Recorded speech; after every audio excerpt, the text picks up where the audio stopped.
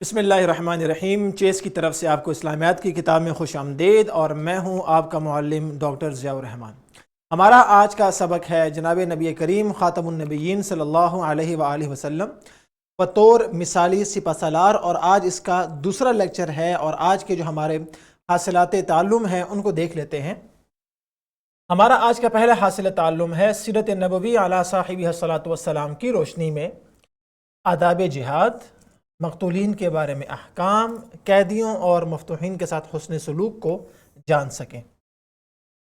اور ہمارا دوسرا اصل ہوگا سیرت نبوی علی صاحبہ الصلاۃ والسلام کی روشنی میں سپہ سالار کی ذمہ داریوں پر عمل کرنے کے فوائد و ثمرات کا جائزہ لے سکیں۔ اگر آپ کو یاد ہو تو پہلے لیکچر میں ہم نے جو سپہ سالار ہے اس کی ذمہ داریوں کو جانا تھا کہ اس کے اوصاف کیا ہوں گے، اور نمبر 2 اس کی ذمہ داریاں کیا ہوں گی۔ آج ہم ان ذمہ داریوں پر عمل کرنے کے فوائد اور اثرات کو جانیں گے۔ گویا کہ جو پہلے ہم نے سپہ سالار کی ذمہ داریاں پڑھی، آج ہم ان ذمہ داریوں پر عمل پیرا ہونے کے فوائد اور ثمرات کو پڑھیں گے۔ اور اس کے ساتھ جو آج کی صلاحیت ہے وہ کیا ہے؟ سیرت نبوی علی صاحبہ الصلاۃ والسلام سے سپہ سالار کی ذمہ داریوں کی عملی مثالیں جان کر اسلام کے تصور جہاد اور دہشت گردی میں فرق کر سکیں۔ یعنی ہم جب یہ دیکھیں گے کہ اسلام نے سپہ سالار کی کیا کیا ذمہ داریاں بتائی ہیں، اور جناب رسول اللہ صلی اللہ علیہ وآلہ وسلم نے اپنی سیرت میں بطور سپہ سالار کن کن ذمہ داریوں کو اپنایا ہے، تو ان ذمہ داریوں کو اپنانا، اس سے ہمیں کیا سمجھ میں آتا ہے کہ اسلام میں اور دہشت گردی میں فرق ہے۔ وہ فرق ہم آج جانیں گے۔ تو چلتے ہیں، اپنے سبق کا آغاز کرتے ہیں۔ سب سے پہلے ہم ذرا جان لیتے ہیں کہ اسلام میں جہاد کا تصور کیا ہے، جہاد کا مطلب کیا ہے۔ اس کی طرف ہم نے کل کے لیکچر میں اور سابقہ لیکچر میں اشارہ کیا تھا۔ یہ بات ذہن نشین ہو جانی چاہیے کہ جہاد کا معنی اور مفہوم جو ہم نے کل پڑھ لیا ہے، اس میں ہم نے کیا پڑھا تھا؟ جہاد کا معنی ہے حد درجے کی کوشش کرنا، اپنی مکمل کوشش کرنا۔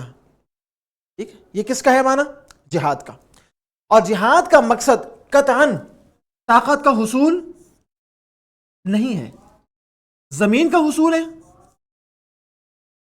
نہیں، خون بہانا ہے نہیں، بدامنی کرنا ہے نہیں، اسلام کی حدود کو پھیلانا ہے، اسلامی جو ریاست کی نہیں۔ اصل مقصد کیا ہے؟ اصل مقصد ہے اللہ تعالیٰ کی رضا کا حصول، اور زمین پر اللہ تعالیٰ کا نظام قائم کرنا اصل مقصد یہ ہے۔ ٹھیک ہے، باقی جتنے بھی چیزیں ہیں، اگر بدامنی دور ہوتی ہے ٹھیک ہے، اگر طاقت ملتی ہے بالکل ٹھیک ہے، اگر زمین ملتی ہے ٹھیک ہے، اگر جو مقابلے میں آتے ہیں ان کو ختم کیا جاتا ہے تو ٹھیک ہے، لیکن یہ اصل مقاصد نہیں ہے۔ اصل مقاصد کیا ہے؟ نمبر 1 اللہ تعالیٰ کی رضا، کہ اللہ تعالیٰ ہم سے کیا ہو جائے؟ راضی ہو جائے، کہ اس کے دین کے لیے ہم نے کوشش کی، اس کا دین عام ہو جائے اور دنیا میں پھیل جائے۔ اور نمبر 2 زمین پر عدل و انصاف کا قیام۔ یہ ہے جہاد کا اولین مقصد۔ جہاد کا قطعاً مقصد زمین کا حصول نہیں ہے۔ یہیں سے ہمیں فرق پتہ چلے گا، کس کا؟ عام جنگوں کا، جو آپ آج کل دنیا میں دیکھتے ہیں۔ جنگ کیوں ہو رہی ہے؟ طاقت کے حصول کے لیے، دوسرے کو زیر کرنے کے لیے، دوسرے کے اسباب، دوسرے کے مال اور دوسرے کے ملک میں جو قیمتی ذخائر موجود ہیں ان پر قبضہ کرنے کے لیے جنگیں ہوتی ہیں۔ ان کی زمین ہم حاصل کر لیں اور اپنا رقبہ ہم وسیع کر لیں، صرف اس لیے جنگیں ہو رہی ہیں۔ اسلام کہتا ہے نہیں، اسلام کہتا ہے اگر آپ نے لڑائی کرنی ہے، جنگ کرنی ہے، جہاد کرنا ہے، تو آپ نے ظلم کا خاتمہ کرنا ہے۔ یہ ہے مقصد جہاد کا۔ ذاتی فوائد نہیں، یہ عام جنگیں کرتی ہیں ذاتی فائدہ، دنیاوی مفادات، دنیا کا کوئی فائدہ ہو جائے، اسلام ایسا نہیں کرتا۔ عام جنگوں کا یہ فائدہ ہوتا ہے۔ ٹھیک ہے، جیسے زمین، طاقت یا وسائل۔ جیسے آپ نے دیکھا کہ مغربی ملک جب کسی ملک میں دیکھتے ہیں کہ وہاں پر کیا ہے، قیمتی وسائل موجود ہیں، پیٹرول موجود ہے یا کچھ اور موجود ہے، تو وہاں پر کیا کرتے ہیں؟ حملہ کر کے وہاں پر قبضہ کر لیتے ہیں۔ اسلام کبھی اس کا معاون نہیں رہا، اسلام نے کبھی اس بات کی نہیں کی۔ اسلام کہتا ہے اللہ کی رضا کے لیے آپ نے جہاد کرنا ہے، اور نیت کیا ہوگی؟ ظلم کا خاتمہ اور عدل و انصاف کا قیام۔ یہ ہے اسلامی جہاد اور عام جنگوں میں فرق، کہ عام جنگیں ذاتی یا دنیاوی فائدے کے لیے ہوتی ہیں۔ اسلام کے جو جہاد کا مقصد ہے اس کا دنیا سے تعلق نہیں ہے، بلکہ اس کا تعلق آخرت کے ساتھ ہے، اللہ راضی ہو جائے، ٹھیک ہے، اور دنیا میں ظلم کا خاتمہ ہو جائے اور عدل و انصاف کا قیام ہو جائے۔ یہ ہے ایک بنیادی فرق اس میں عام جنگ میں اور اسلامی جہاد میں۔ آپ کو سمجھ آئی؟ آپ کو ٹھیک ہے، یہ ہے بنیادی فرق اس میں عام جنگ میں اور جہاد میں۔ جب یہ بات آپ کو سمجھ میں آ گئی تو آپ کو جہاد کا مقصد سمجھ میں آ گیا کہ جہاد اس لیے کیا جاتا ہے۔ اب اسی سے جو ابھی ہم نے پڑھا کہ جہاد کا مقصد کیا ہے، ہمیں ایک بات اور بھی معلوم ہوتی ہے، وہ کیا کہ جہاد کے آداب کیا ہیں۔ کیونکہ جہاد کا قطعی مقصد دنیا کے فائدے حاصل کرنا نہیں ہے، سمجھ آئی؟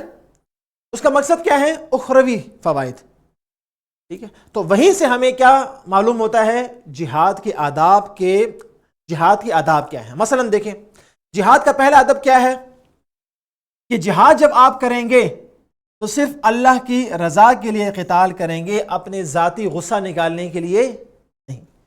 کہ آپ کا ذاتی غصہ ہے کسی قوم کے خلاف، ذاتی غصہ ہے کسی ملک کے خلاف، ذاتی غصہ ہے کسی زبان والوں کے خلاف، تو آپ ان کے خلاف جہاد کے نام پر نکلے ہیں، تو یہ جہاد نہیں ہے۔ جہاد کس لیے ہوتا ہے؟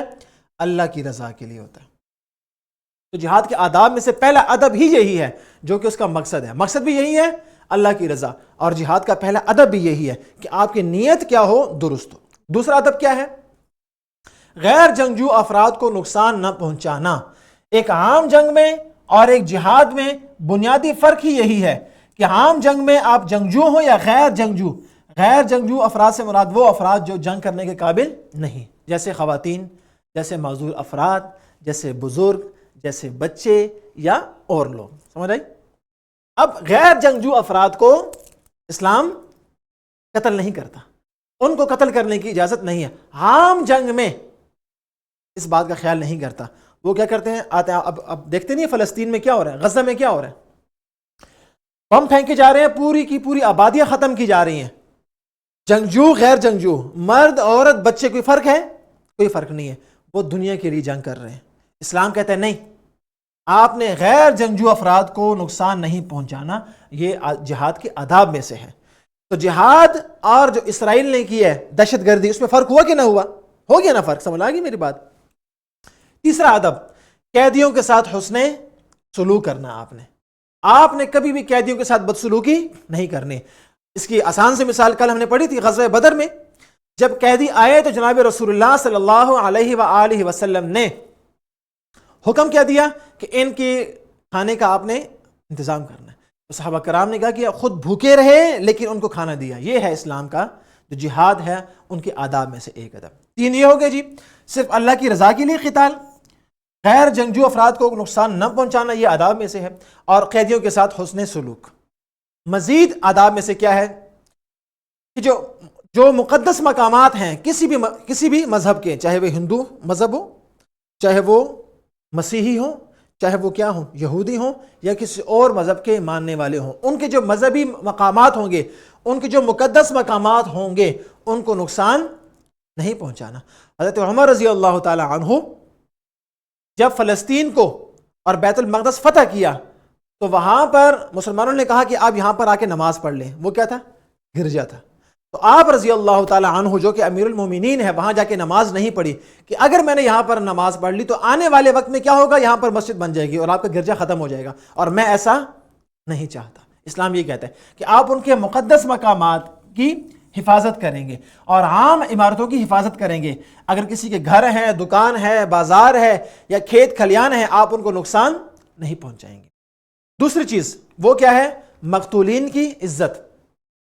جو قتل ہو گیا، مشرکین میں سے مارا گیا، اس کا مسئلہ کرنا جائز نہیں ہے۔ اس کا مسئلہ کرنا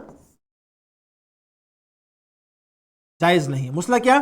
کہ مرنے کے بعد کسی کے اعضاء کاٹ دینا، ٹھیک ہے، اعضاء کاٹ دینا، یہ کرنا جائز نہیں ہے۔ کیوں؟ مقتولین کی بھی کیا ہے؟ عزت ہے۔ اور آپ صلی اللہ علیہ وآلہ وسلم نے تمام غزوات میں جتنے بھی کیا تھے مشرکین کی جو کیا تھی لاشیں تھی، ان کے ساتھ بے حرمتی ان کی نہیں کی، مسئلہ ان کا نہیں کیا، اور مسلمانوں کو بھی منع کیا کہ آپ نے ایسی کوئی حرکت نہیں کرنی کہ جو قتل ہو گیا بس وہ ختم، اس کا معاملہ کیا ہو گیا، ختم ہو گیا، اس کی آپ نے بے حرمتی نہیں کرنی۔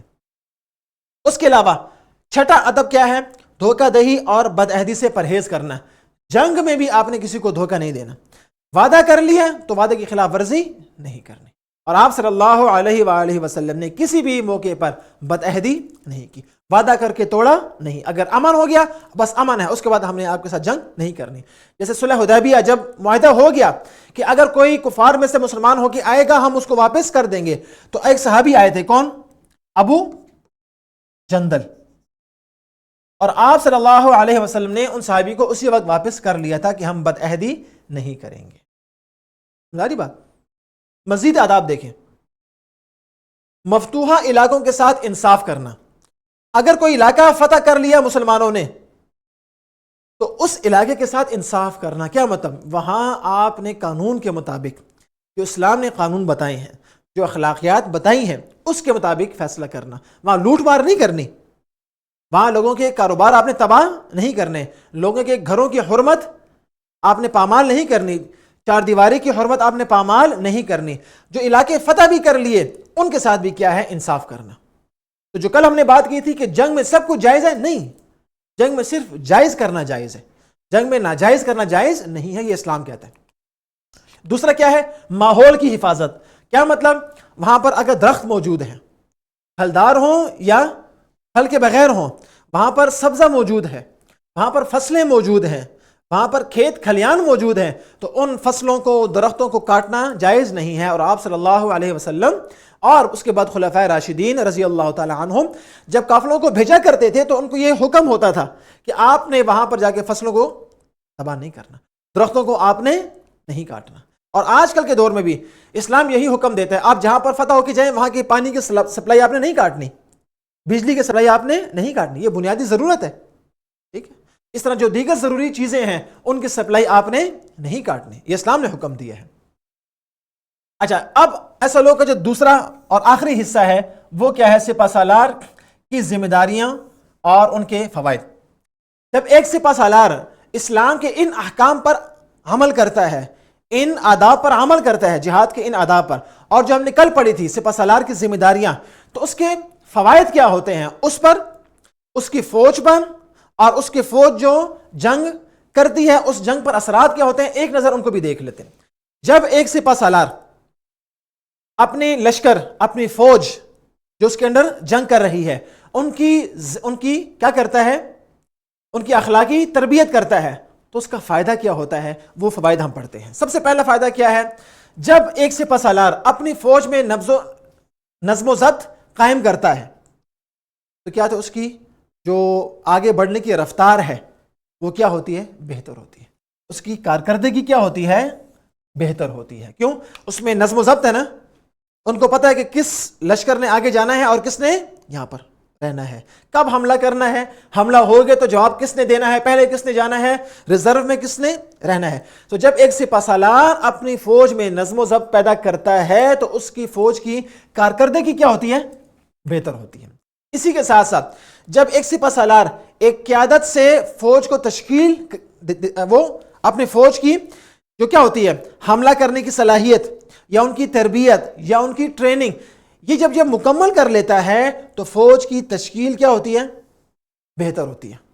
ہر ایک کو اس کا کام معلوم ہوتا ہے، کبھی بھی اس میں بے ضابطگی یا بے قاعدگی آپ کو نظر نہیں آتی۔ یہ ہیں اس کے فوائد اور اثرات۔ اسی طرح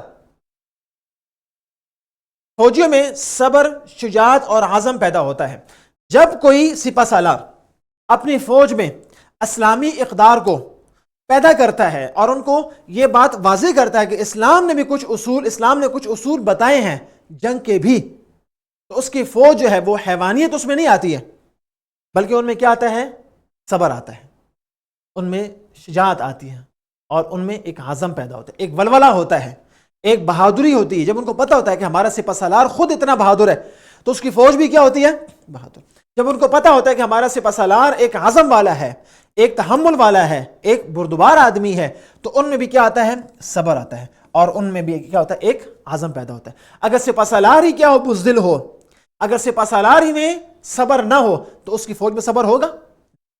تو یہ ہیں اس کے فوائد اور اس کے اثرات۔ اسی طرح جب ایک سپہ سالار اپنے فوجیوں کی تربیت کرتا ہے، تو جب ایک فوج کی تربیت ہوتی ہے، تربیت مطلب ٹریننگ ہوتی ہے، تو اس کی جو جنگی مہارت کیا ہوتی ہے؟ بہتر ہوتی ہے۔ اور جب جنگی مہارت بہتر ہوتی ہے تو اس سے ریزلٹس بھی کیا آتے ہیں؟ اچھے۔ اس سے جو ہوتے ہیں، جو نتائج ہوتے ہیں وہ بھی کیا ہوتے ہیں؟ اچھے آتے ہیں۔ تو یہ اس کے فوائد ہوئے کہ نہ ہوئے؟ اور یہ فوائد کس کے ہوئے؟ سپہ سالار کی ذمہ داریوں پر عمل کرنے کے فوائد یہ ہوں گے۔ جب ایک سپہ سالار جو اس کی ذمہ داریاں ہیں ان پر عمل کرے گا تو یہ اس کے نتائج سامنے آئیں گے کہ اس کی تربیتی یافتہ فوج اس سے بہتر جنگی نتائج کیا ہوتے ہیں؟ برآمد ہوتے ہیں۔ اس کے علاوہ فوج میں جب ایک سپہ سالار احتساب کا نظام قائم کرتا ہے، وہ ہر ایک سے پوچھتا ہے کہ کسی نے کوئی غلط کام یا غلط انداز سے اپنی طاقت کا غلط فائدہ تو نہیں اٹھایا، کسی مظلوم پہ ظلم تو نہیں کیا، یا آداب جہاد میں سے کوئی ادب اس نے چھوڑا تو نہیں۔ تو اس سے کیا ہوتا ہے؟ جب آپ احتساب کا نظام قائم کرتے ہیں تو اس کا آپ کی فوج میں کیا ہوتا ہے؟ احساس ذمہ داری پیدا ہوتا ہے۔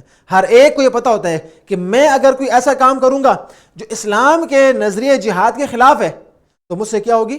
پوچھ گچھ ہوگی، میرا احتساب ہوگا، مجھے سزا ہو سکتی ہے۔ تو بتائیے وہ کبھی بھی اس کے اندر احساس ذمہ داری ختم ہوگا؟ کبھی ختم نہیں ہوگا۔ وہ ہر کام کرے گا ذمہ داری سے کہ میرے اس کام سے کیا نقصان ہو سکتا ہے، اس کام سے کیا فائدہ ہو سکتا ہے۔ اسی طرح سپہ سالار کی نگرانی میں بہتر فیصلے کیے جا سکتے ہیں۔ اب ایک سپہ سالار ہی موجود نہیں ہے، کسی لشکر کا، کسی آرمی کا، کسی فوج کا سپہ سالار ہی موجود نہیں ہے تو وہاں پر بہتر فیصلے ہو سکتے ہیں؟ نہیں۔ ایک بات کرے گا، دوسرا دوسری بات کرے گا، دو آدمی ادھر جائیں گے، دو آدمی ادھر جائیں گے، دو آدمی کہیں گے کہ ابھی حملہ ہوتا ہے، دو آدمی کہیں گے کہ ابھی نہیں، کل حملہ کرتے، دو آدمی کہیں گے کہ حملہ کرتے ہی نہیں ہے۔ تو یہ کب ہوگا؟ جب سپہ سالار میں فیصلہ کرنے کی صلاحیت موجود نہیں ہوگی۔ لیکن اگر سپہ سالار ہوگا، اس میں وہ اوصاف اور صفات موجود ہوں گی جو ہم نے کل پڑھی تھی کہ وہ فیصلہ کرنے کی صلاحیت رکھتا ہو، وہ حکمت عملی بنا سکتا ہو، تو بتائیے کہ بہتر فیصلہ ہوگا یا نہیں ہوگا؟ فیصلہ ہمیشہ کیا ہوگا؟ بہتر ہوگا۔ اسی طرح بہترین حکمت عملی، جب ایک سپہ سالار میں بہترین حکمت عملی بنانے کی اور اس کو اپنانے کی اور میدان جنگ میں اس کے مطابق جانے کی صلاحیت ہوگی تو بہترین حکمت عملی سے ہوتا کیا ہے کہ جنگ میں آپ کو نقصان کیا ہوتا ہے؟ کم سے کم ہوتا ہے۔ کم سے کم نقصان پر آپ اپنے جو آپ کا جو مقصد ہے، جو آپ کا کیا ہوتا ہے؟ ٹارگٹ ہوتا ہے، آپ اس کو اچیو کر لیتے ہیں۔ اسی طرح حکمت عملی سے کامیابی کے امکانات بڑھ جاتے ہیں۔ ایک تو یہ ہے کہ ایک لشکر چل پڑا، ان کا سپہ سالار موجود نہیں ہے، یا سپہ سالار تو ہے لیکن اس کی کوئی حکمت عملی نہیں ہے، کوئی پلاننگ نہیں ہے۔ حکمت عملی کا مطلب کوئی پلاننگ، کوئی فیوچر پلاننگ اس کی نہیں ہے۔ اب ویسے ایک لشکر جا رہا ہے، اب اس کے کامیابی کے امکانات بہت کم ہوتے ہیں کہ وہ وہاں پہنچیں گے تو دیکھی جائے گی۔ اور ایک سپہ سالار کیا ہوتا ہے؟ وہ پہلے سے پری پلان جاتا ہے کہ وہاں پر اتنی آرمی ہوگی، ہمارا جو دشمن ہے اس کی طاقت یہ ہوگی، اس کے سپاہی اتنے ہوں گے، ان سے مقابلہ اس طرح مقابلہ ان سے ہو سکتا ہے۔ تو اس کی حکمت عملی کے مطابق جب فیصلہ ہوگا اور جنگ، اس کی فوج جب وہ میدان جنگ میں جائے گی تو بتائیے حکمت عملی سے کامیابی کے امکانات کم ہوں گے یا بڑھیں گے؟ بڑھ جائیں گے۔ ایک حکمت عملی کے ذریعے ایک پلاننگ سے وہ چل رہے ہیں۔ تو سپہ سالار میں جب حکمت عملی کا وصف ہوگا، یہ صفت ہوگی، تو اس کی کامیابی کے امکانات کیا ہو جائیں گے؟ بڑھ جائیں گے، اور اس کے نقصانات منیمم ہوں گے، کم سے کم ہوں گے اس کے نقصانات، اور جو اس کے کیا ہیں اثرات اور فوائد اور ثمرات کیا ہوں گے؟ وہ بڑھ جائیں گے۔ اسی طرح صورتحال کے جائزے سے منصوبہ بندی میں بہتری۔ اب ایک سپہ سالار ہے، وہ صورتحال کو دیکھ رہا ہے کہ ہمارے جو فوج ہے وہ بیک فٹ پہ آ رہی ہے، حملہ پہلے ایک یہاں سے تھا، اب یہاں سے بھی حملہ ہو گیا ہے۔ اب صورتحال کے جائزہ لے کر وہ اگر منصوبہ بندی کر رہا ہے تو اس میں کیا ہوتی ہے؟ بہتری ہوتی ہے۔ ایک سپہ سالار میں منصوبہ بندی کی، پلاننگ کی اگر صفت موجود ہے تو وہ ان حالات کے مطابق اپنے منصوبے کو چینج کر سکتا ہے، اور اس کے مطابق وہ بہتر منصوبہ بندی وہ کر سکتا ہے، اور اس سے بھی کیا ہوگا؟ اس کی فوج کا اور اس کی آرمی کا فائدہ ہوگا، اور اسی طرح وہ مکمل تیاری سے کامیابی کی طرف بڑھ سکتا ہے۔ یہ تمام فوائد اور تمام ثمرات تب ہوں گے جب ایک سپہ سالار میں یہ اوصاف موجود ہوں گے کہ وہ صورتحال کے جائزہ لے سکتا ہے، وہ کسی بھی جو صورتحال ہے اس کو ریڈ کر سکتا ہے، اس کو پڑھ سکتا ہے کہ ابھی یہ مسئلہ ہو سکتا ہے، تو اس کے مطابق اگر وہ فیصلہ کرے گا تو اس کی تیاری کیا ہوگی؟ مکمل. اور اس کی تیاری جب مکمل ہوگی تو وہ بہت آسانی سے اپنی منزل کو پا سکتا ہے، اور صورتحال کے مطابق وہ منصوبہ بندی جب کرے گا تو اس میں کیا ہوگی؟ بہتری ہوگی اس کے لیے بھی، اور اس کے اندر جو فوج موجود ہے اس کی بھی کیا ہوگی؟ بہتری ہوگی.